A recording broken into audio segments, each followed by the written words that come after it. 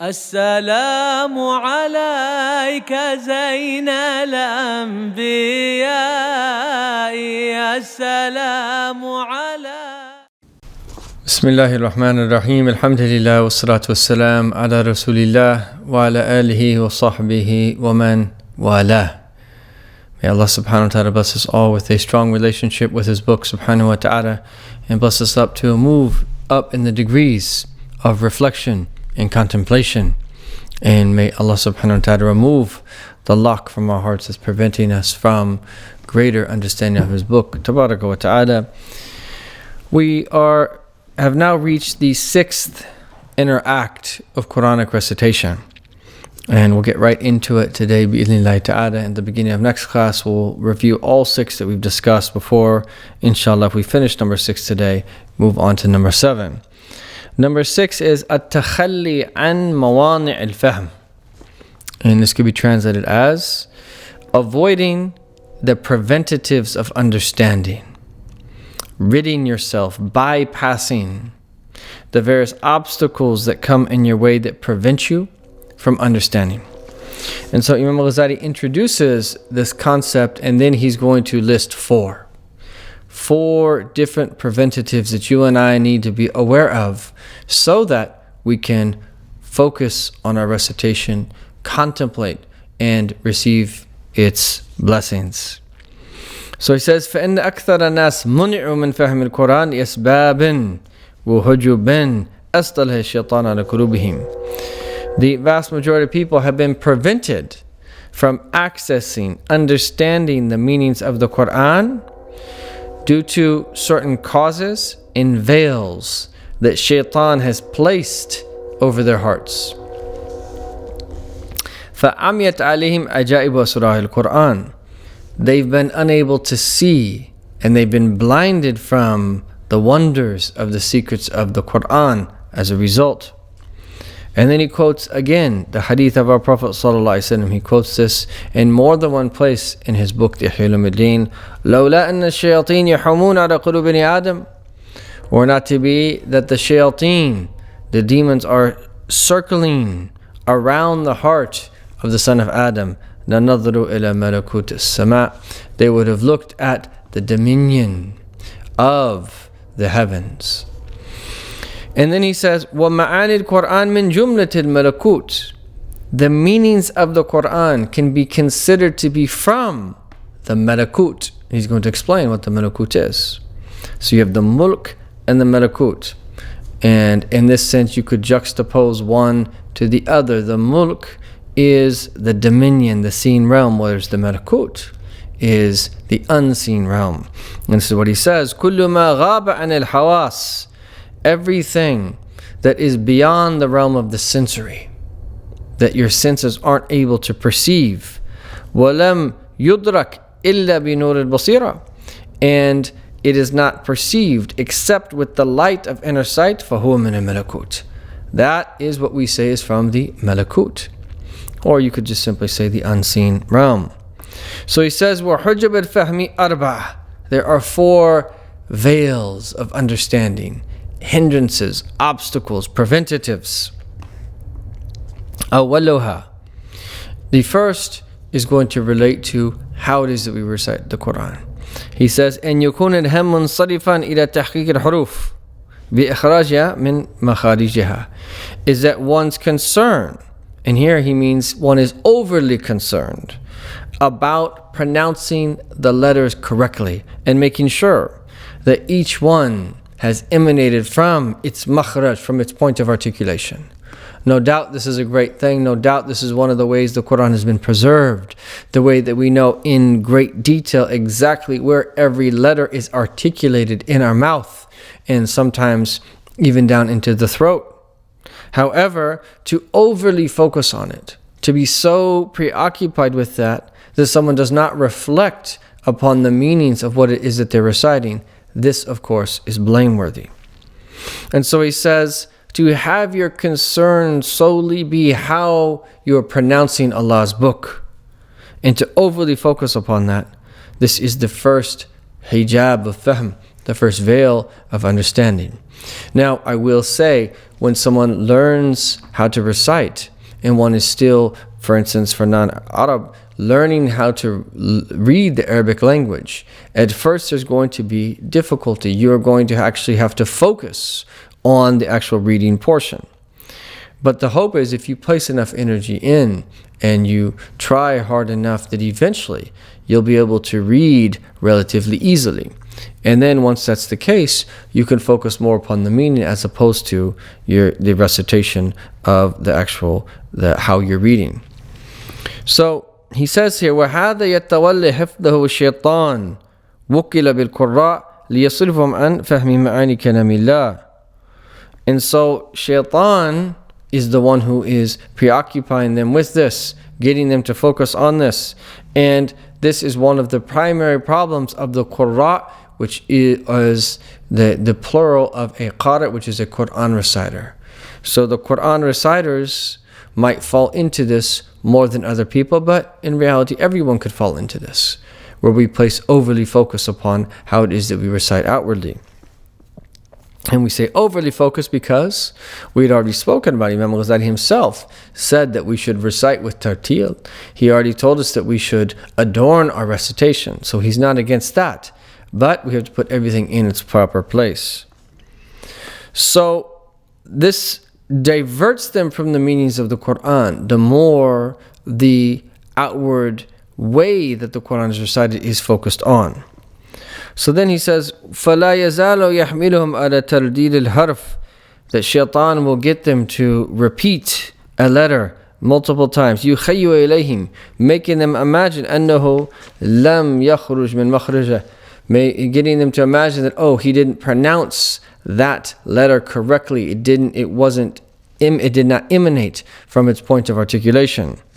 فَهَذِي يَكُونُ تَأَمُّلُهُ مَقْصُورًا عَلَى مَخَارِجِ الْحُرُوفِ. This person doesn't have ta'ammul. They don't ponder upon the meaning because they are solely focused upon the outward. فَأَنَّا تَنْكَشَفْ لَهُ الْمَعَانِي. How could meanings be unveiled to him when this is his state? وَأَعْظَمُ ضُحْكَةٍ لِلشَّيْطَانِ مَنْ كَانَ مُطِيئًا لِمِثْلِ هَذَا التَّلْبِيسِ. That this is from the greatest of people that Shaitan laughs at. The one who that follows his whisperings in relation to this way of deception.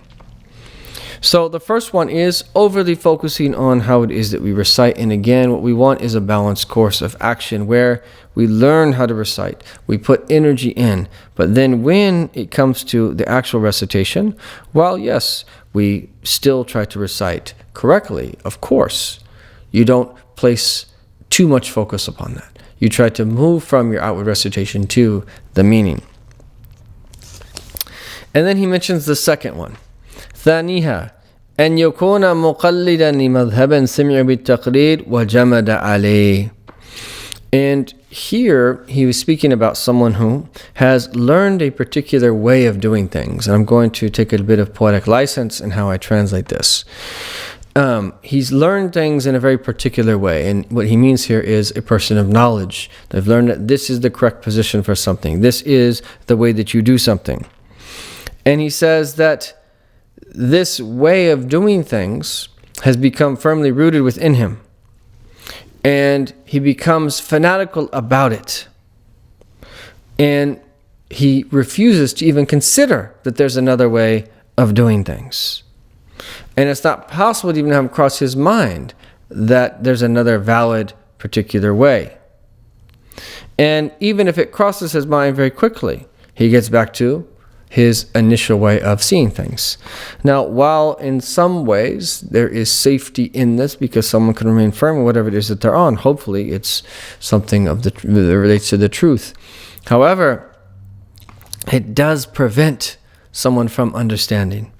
And as we will see, Imam Al-Ghazali will speak of the heart as a mirror. And this fanaticism and unwillingness to understand that there is a way to understand what it is that we understand beyond the way that we understand presently. It can veil you. And for you to think that there's only this outward dimension of it, this is the only way to understand it.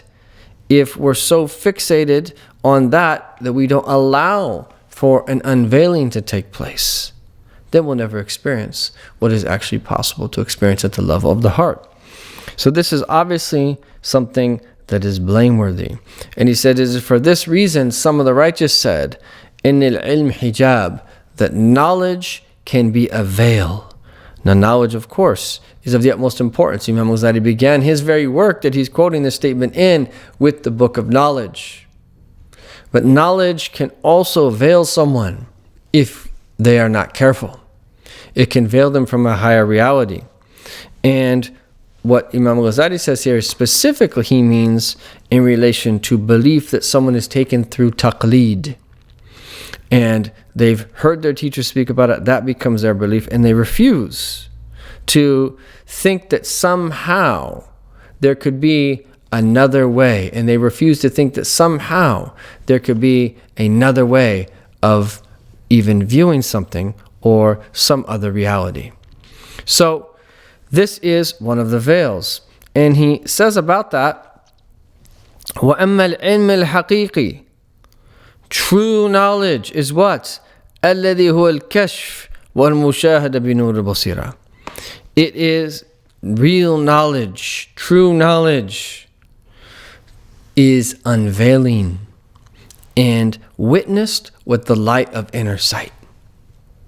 And so it's good for us to know this even if we're not experiencing it. And it's better for us to frequent the company of those who are experiencing it. And better yet, we take a path whereby which we work on ourselves and put the Sharia into practice so that we experience it. May Allah Ta'ala bless us to always be one of four people. You either want to be someone teaching the deen, or you want to be someone learning the deen, or you want to be someone helping those who are teaching and learning. And if you're unable to do any of those three, you're not a teacher, you're not a student, and you're not someone that can help them, either with your wealth or volunteer or in some other way. Don't go beyond the fourth, which is to love them. Love people who are teaching the deen. Love people who are learning the deen. Love people who are supporting those who are teaching and learning the deen. And Allah Ta'ala has given everyone an opportunity to enter into one of those four. Everyone can do at least one of those four. And better yet, we can do two of them or even three of them. And so that the more that we move up in those ranks, the more reward that we receive from Allah subhanahu wa ta'ala.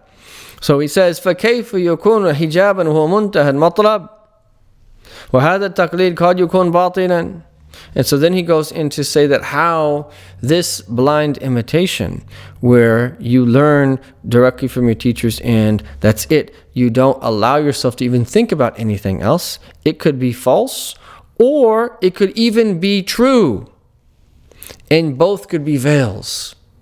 Even when that taqleed is true and you're not misguided. So misguidance, of course, if one is based upon taqleed, is obviously a problem and it will veil you. But even if what one believes is true, and unfortunately you still find this in the Muslim community, and I think oftentimes it stems from someone who's not secure in what they're in. If you're secure in your faith, you won't feel a need to speak bad about other people or refute other people to prove to yourself that you're on the truth. If you're that confident of the truth, yes, that there might be times where you correct wrong and you explain to people that have misunderstood, but you don't feel the need to do so, and you only do so when you need to do so. But there are some people that are insecure internally, and the only way they feel comfortable is if they bash other people, and they could be within their deen or they could be beyond their deen. Where you and I have to be firm in our faith and recognize we have a higher purpose. In and of ourselves, we should be seeking closest to Allah Ta'ala, and we should be helping people around us to do the same. We have purpose, and we should be living with purpose while we are here on earth. So even if it's a true belief that we've taken from our teachers, why are you denying that there's other ways of doing things? And why are you denying that there's a possibility of something higher? So I'm sure there's still questions that some people might have in their mind, and this topic is an important one that would require us to go into more detail, but we will suffice ourselves with that, other than to finish off what he says here. So even if it's true, it could still prevent him from understanding the meanings and from having an unveiling. نعم لأن الحق الذي كلف الخلق اعتقاد له مراتب ودرجات. The truth that Allah subhanahu wa ta'ala has made us legally responsible to believe, there's degrees in it, and it has a mabda, and has a beginning point, it has a zahir and outward aspect, and waghurun batin, and it has inward depths to it as well. And he says وجمود الطبع على الظاهر يمنع من الوصول إلى الغور الباطن. And restricting oneself to the outward dimension, it prevents someone from reaching the inner depths. And he says that just as we've mentioned, the difference between al-ilm al-zahir and batin, outward knowledge and inward knowledge, in the book of the Ihya Qawaid al-Aqaid, which is the second book of the Ihya Ulumuddin. And so Jumud al-Taba', some people aren't even open to even considering that there might be something higher, and that will veil you. Then the third veil, or the third preventative, and yakun musirran ala dhim. May Allah Ta'ala forgive us and have mercy upon us all, Ya Rabb al-Alameen, is that someone persists in sin, or muttasifan bi kabr, or they are characterized with diseases of the heart. They're diseased. They have a disease like anger. أو مبتلٍ في الجملة بهوان في الدنيا مطاع. Or someone has a particular desire for something of this world that they can't disobey. It keeps calling them to that thing. فإن ذلك سبب ظلمة القلب الصدأ. This is a means for darkness to overtake the heart and for the heart to become rusted. So what are those things? Al-israr al-dhanb, persistent sin, billah. Having a terrible disease of the heart like arrogance that prevents us from seeing, or that having an attachment to the world, some desire that we can't rid ourselves of, that all three of those things will veil the heart, and it will bring about darkness in it and cause it to rust. وَهُوَ كَالْخُبْثِ عَلَى الْمِرْآةِ. It is like dirt on a mirror. This is where he'll mention to the mirror, about the mirror. And he already introduced the metaphor of the mirror in book 21 of the Ihya, Kitabu Sharh Ajaib al-Qalb, the book on the explanation of the wonders of the heart. And he says here, it's like having dirt on a mirror. فَيَمْنَعْ جَلِيَةَ الْحَقِّ. It prevents evident truth, مَنْ أَن تَتَجَلَّ فِيهِ, from manifesting and reflecting therein. وَهُوَ أَعْظَمُ حِجَابًا لِلْقَلْبِ. This is the greatest veil for the heart. وَبِهِ حُجِبَتْ أَكْثَرُونَ. And the vast majority have been veiled through it. وَكُلَّمَا خَفَّ عَنِ الْقَلْبِ أَثْقَالَ الدُّنْيَا قَرُبَ تَجَلِّ الْمَعْنَ فِيهِ. To the degree that the heart is freed from the dross of this world, everything literally that's heavy in it, so to the degree that it's freed from the clutches of this world, from the dross of this world, will be to the degree that meanings manifest therein. And so this is why we have to always remember, when we speak about sacred knowledge, the greatest way to attain sacred knowledge is to detach from this world. The greatest way to attain sacred knowledge is to purify your heart and to be connected to the righteous. And yes, outwardly you seek, outwardly you learn, outwardly you struggle, outwardly you memorize, outwardly you strive to understand, and so forth and so on. But the more that we detach internally from this dunya, the more we sever its attachments, the more knowledge that will be gifted by Allah subhanahu wa ta'ala. فَالْقَلْبُ مِثْلُ الْمِرْآةِ. The heart is like a mirror. وَالشَّهَوَاتُ مِثْلُ الصَّدَى. And the desires are like rust. وَمَعَانِ الْقُرْآنِ مِثْلُ الصُّوَرِ. And the meanings of the Quran are like the images التي تتراءى في المرآة, that are reflected in the mirror. وَرِيَاضَةُ لِلْقَلْبِ بِإِمَاتَةِ الشَّهَوَاتِ مِثْلُ تَسْقِيلِ الْجَلَّاءِ لِلْمِرْآة. And so, spiritual exercise, whereby which we remove and sever the attachment of these desires to the heart, is like polishing a mirror and allowing it to then shine. وَلِذَلِكَ قَالَ صَلَّى اللَّهُ عَلَيْهِ وسلم, and he's going to quote a hadith to speak about this point. إِذَا عَظَّمَتْ أُمَّتِي الدِّينَارَ وَدِرْهَمْ. If my ummah exalt gold and silver coins, i.e. money, so if they have ta'zeem for it, and they esteem it and magnify it, نُزِعَ مِنْهَا هَيْبَةُ الْإِسْلَامِ. The awe of Islam will be taken from it. نُزِعَ مِنْهَا هَيْبَةُ الْإِسْلَامِ. نسأل الله السلامة والعافية. Is that the awe of Islam will be taken from it.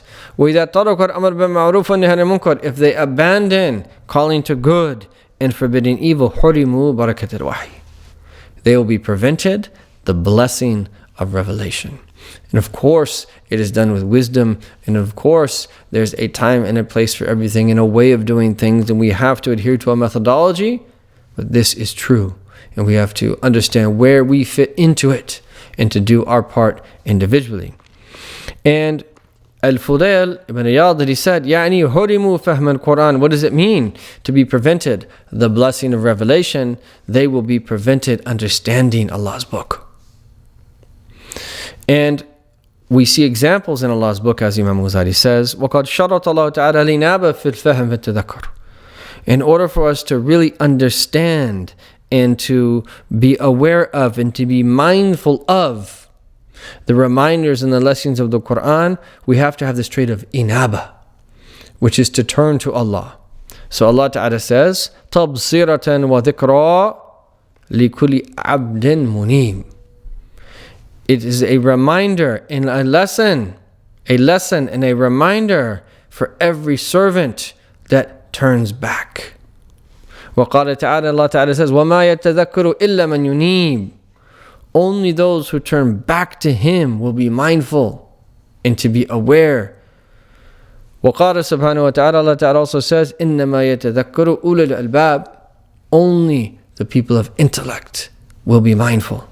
أُولُو الْأَلْبَابِ, the people of the innermost core. فَالَّذِي آثَرَ غُرُورَ الدُّنْيَا عَلَى نِعْمِ الْآخِرَةِ. For the one who prefers the delusions of this world over the bliss of the afterlife, فَلَيْسَ مِنْ ذَوِي الْأَلْبَابِ. That person cannot be considered to be from this noble category of people called the ulul albab, the people of intellect. وَلِذَلِكَ لَا تَنْكَشِفْ لَهُ أَسْرَارُ الْكِتَابِ. And it's for this reason the secrets of the book will not be unveiled to him. So that is the third preventative, or the third veil. So to briefly recap before we talk about the fourth. The first one is to overly focus on how we recite the Quran outwardly and how we pronounce it. Learn it, do your best, don't intentionally make a mistake. Obviously, do your best to say, pronounce correctly, the Quran correctly, to learn tajweed, to recite it with tartil, and to zayyinu, to make it beautiful. But the focus is on the meaning. So the first is overly placing too much focus on the outward dimension of recitation.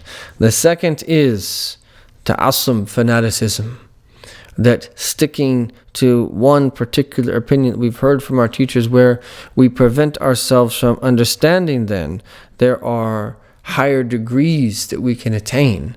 But if we just stubbornly refuse to even consider that that might exist, it's going to veil us and we're not going to have access to it.